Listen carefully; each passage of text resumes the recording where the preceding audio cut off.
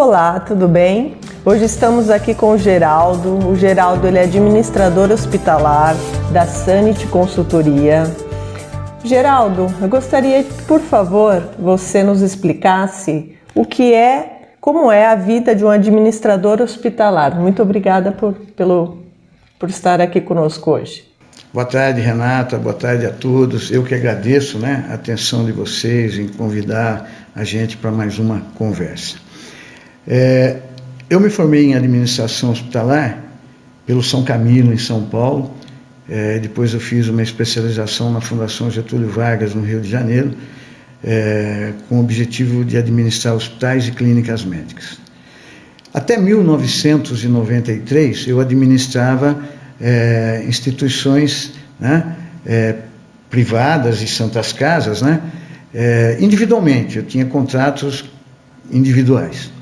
Em 1993, percebendo a dificuldade que essas instituições tinham, principalmente no que era respeito ao SUS, que havia uma tabela muito baixa de preços, o SUS sempre vinha pagando mal os hospitais, eu resolvi inovar e criar a Sanity, que é uma empresa de consultoria em administração de hospitais, e nessa inovação nós somos pioneiros em lançar planos de saúde para santas casas.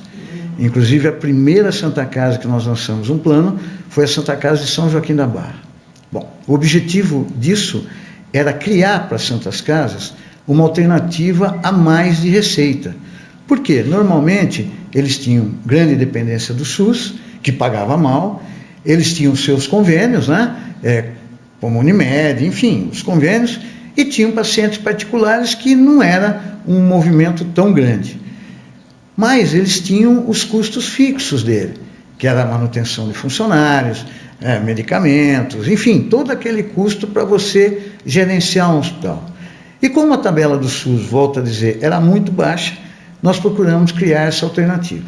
Bom, de lá para cá, nós fizemos 14 santas casas com plano de saúde nosso, ficamos com um contato muito grande com municípios, e aí veio uma segunda fase, que foi a fase da gente começar a ajudar os municípios em administrar as unidades básicas de saúde deles, UPAs, porque também, da mesma maneira, eles têm uma dificuldade muito grande de recebimento do SUS. E uma das coisas que também nós inovamos foi a questão de você ter um acolhimento diferenciado para todos os pacientes. Eu gostaria que você explicasse, porque eu vou dar um exemplo, daqui do Hospital de São Manuel. Ele é um hospital privado, e muitas pessoas não têm conhecimento, acham que é o SUS, só 100% o SUS. Eu gostaria que você explicasse para nós essa conexão de SUS versus hospital privado, que é o nosso caso aqui na cidade. Como que funciona a ligação entre as partes? Tá. Quando você tem um hospital privado, mas que ele é filantrópico, como é o caso das Santas Casas, ele tem que atender 65% dos pacientes SUS. Tá? Então, ele é obrigado, por lei, a atender 65% de todo o atendimento dele paciente SUS. Evidentemente que se ele só fizer isso, ele vai fechar as portas.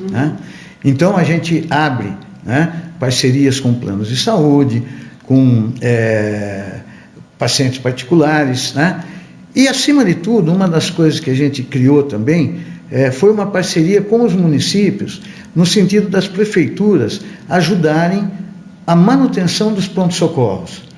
Porque é importante que o município tenha participação, entenda tudo aquilo que está ocorrendo dentro do hospital e passe a ser um parceiro, não só na situação financeira, de você ajudar, mas também de uma participação de transparência naquilo que a entidade está fazendo.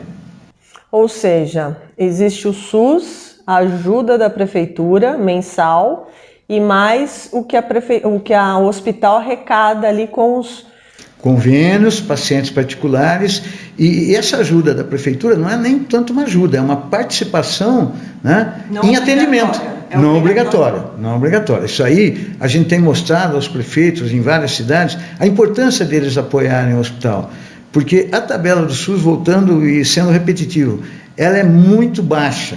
Ela tem uma distância muito grande entre o custo que o hospital tem para atender aquele paciente e aquilo que o SUS efetivamente paga. E como que o SUS paga? Eles pagam por paciente, por número de pacientes que passaram lá, ou se tem, por exemplo, um parto que aconteceu? Como que o hospital cobra isso do SUS? Olha, hoje toda a gestão do Ministério da Saúde é uma gestão plena, ou seja, o dinheiro vem para o município e o município repassa para os hospitais. Existe uma cota de atendimento, que os hospitais têm que respeitar essa cota, tanto de atendimento de internação hospitalar, quanto de atendimento ambulatorial. Tá? Então tudo isso é pré-fixado. O hospital sabe qual o valor que ele vai receber, pelos atendimentos que ele vai fazer.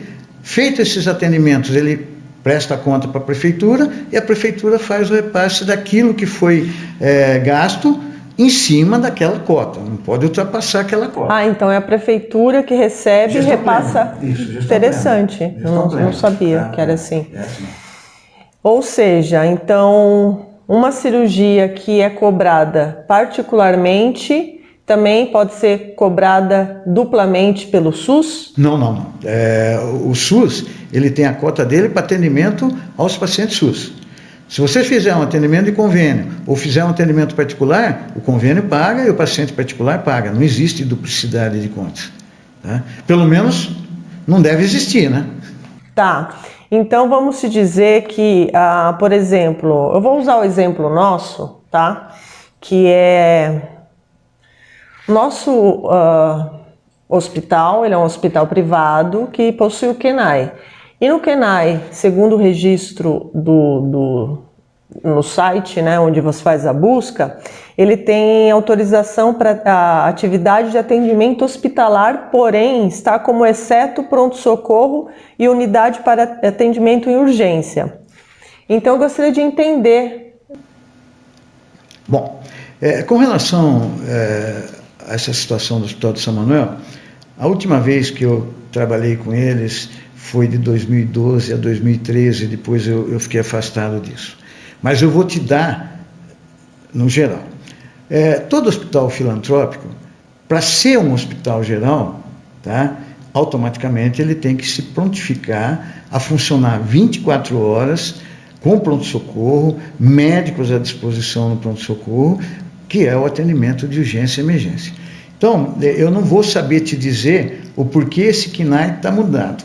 Eu só vou saber te dizer como teria que funcionar e como funcionam os outros. Porque não é um problema onde a gente deve focar aqui em questão, mas entender a globalização. Né? O hospital geral, ele é geral exatamente por causa disso. Porque ele tem que atender 24 horas, nas especialidades que ele se propõe a atender, tá? Que isso é cadastrado e credenciado junto ao SUS, e, com certeza, com ampliação em urgência e emergência, 24 horas. Tá? Porque o hospital geral, ele tem que ter centro cirúrgico 24 horas, ele tem que ter uma UTI 24 horas. Então, tudo isso é drenado pelo pronto-socorro, pela urgência e emergência. Tá? Dificilmente um paciente chega para internar se não for pela urgência e emergência, a não ser que for encaminhado de um consultório médico. Mas o consultório médico ele não funciona 24 horas, por isso que o hospital tem que dar essa retaguarda.